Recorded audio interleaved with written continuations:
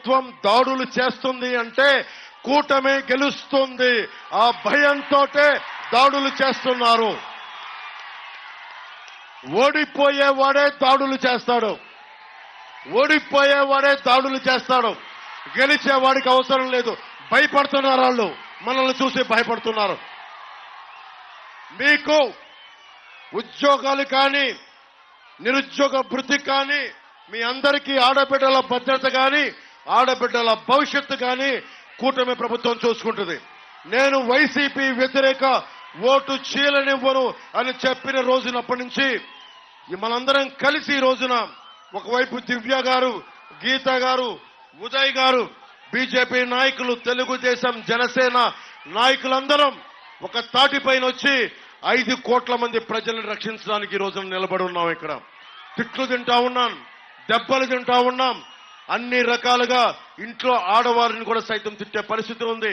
ఇవన్నీ తట్టుకొని ఎందుకు నిలబడుతున్నాం అంటే మారాలి అని చెప్పి. అలాగే మాట్లాడుతూ ఉన్నారు. నేను మనుషుల్ని కులాల ఐక్యత కోరుకునేవాడిని, సమాజం ఐక్యత కోరుకునేవాడిని. అలాంటిది నేను తండ్రి కొద్దు కూతురిని, తండ్రి బిడ్డల్ని వేరు చేస్తానా? మీరు చెప్పండి. పద్మనాభం గారి కుటుంబాలు నేను ఎందుకు మాట్లాడుతాను? అందరూ కలిసి ఉండాలని కోరుకుంటాను. నేను నాకు ఎవరి మీద ద్వేషం ఉండదు. నన్ను తిట్టినా కానీ నన్ను ఏమన్నా కానీ నేను భరిస్తాను తప్ప నేను ఎవరికి ఎదురెళ్ళను. నేను ఒకటే చెప్తా ఉన్నా, కులాలు ముఖ్యంగా ఇదే తుని ఇక్కడ ఇదే తునిలో రైల్వే స్టేషన్ ఘటన జరిగింది కాపు రిజర్వేషన్ కి సంబంధించి. అంటే నాకు తుని అనగానే ఒక అద్భుతమైన చక్కటి దేవాలయాలతో కూడిన కేంద్రం, వాణిజ్య కేంద్రం, చక్కటి చెరువులున్న కేంద్రం అని తెలుసు. కానీ తుని అనగానే ప్రతి ఒక్కరి మనసులో ఇక్కడ రైలుని తగలబెట్టేశారనే ఒక భావన ఉంటుంది.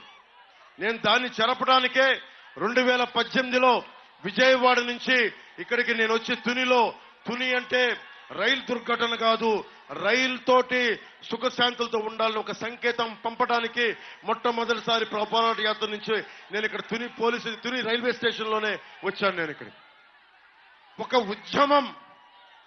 ఉద్యమం ప్రారంభిస్తే మనల్ని అల్లూరి సీతారామరాజుని మనం స్ఫూర్తిగా తీసుకోవాలి.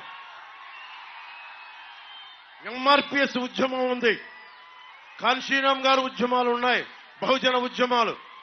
ఏ ఉద్యమం తీసుకున్నా సాధ్యపడేదే చేయగలగాలి. ఇంతమంది యువతున్నారు.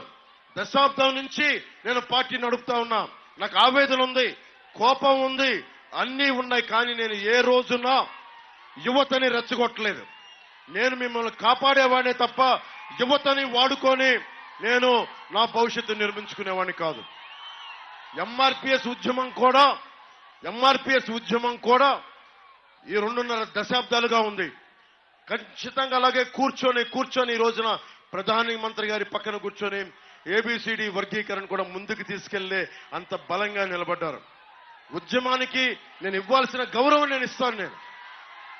కానీ కాపు రిజర్వేషన్ కి సంబంధించి అది చెయ్యగలమా లేదా అనేది అందరూ నిర్ణయించుకోవాలి. ఎవరైతే ప్రారంభించారో వాళ్ళు నిర్ణయించుకొని ప్రజల్ని తప్పుదోవన పట్టించుకోవడం, ఇదొకటి నేను కోరుకుంటున్నాను. నేను కులాలకి, మతాలకి, ప్రాంతాలకి అతీతంగా యువత అందరికీ బాగుండాలని కోరుకునేవాడిని. మీ భవిష్యత్తు బాగుండాలని కోరుకునేవాడిని. అలాగే మిమ్మల్ని అందరినీ ఏమడుగుతారు? ఏ కులం అడుగుతారు? ఏ ఉపకులం అని అడుగుతారు. అంతేగాని మీకు ఏం నేర్చుకోవాలనుంది, మీ అభిలాష ఏంటి, మీకు ఏం కావాలని అడుగుతారు. మొట్టమొదటిసారిగా కూటమి ప్రభుత్వం రాగానే మనకు కావాల్సింది కుల గణాంకాలతో పాటు ప్రతిభా గణాంకాలు కావాలి. సమర్థత, అభిరుచి, నీకేం కావాలని ఉంది.